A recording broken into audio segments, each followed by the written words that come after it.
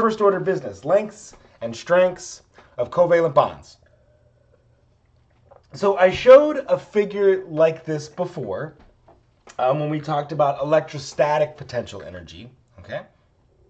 And we talked about this with respect to ionic bonding, but it's still the same situation with covalent bonding, okay? When you're very far away, like you can see these two, let's just say two nuclei. We won't even say that they have to be ions. They could be a negative and positive ion, but it could also just be two carbon atoms, carbon and carbon, okay?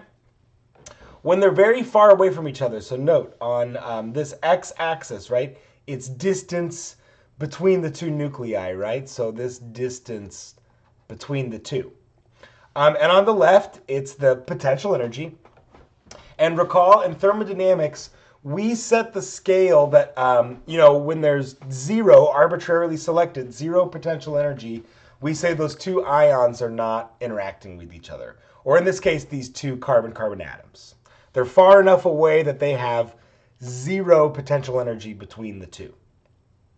But as they get closer and closer, this potential energy goes negative, and we reference that as negative to be beneficial. There's a benefit of these two nuclei coming together and sharing electrons, okay? And they get to this spot right here. We call that, well, I like to call that the sweet spot. Really, that sweet spot gives us the bond length and bond energy, okay? So you can see right there for a, well, so this is not connected to the data that I have right here, okay? But whatever this, whatever these two nuclei are, right, we would say then that they have a bond distance, a bond length of 74 picometers, okay, right there. And we would also say they have a bond energy of 432 kilojoules per mole. So we just use the absolute value. Again, we view this as negative as just a reference point, okay? So now here are some realistic bonds with their energies and lengths, okay? So a carbon-carbon single bond, carbon-carbon double bond, and a carbon-carbon triple bond. And what you can see, hopefully maybe you expected this, you can see the energy goes up, which is not all that surprising, right? A double bond should be stronger than a single bond, and a triple bond should be stronger than a double bond. And we see that with the bond energy, okay?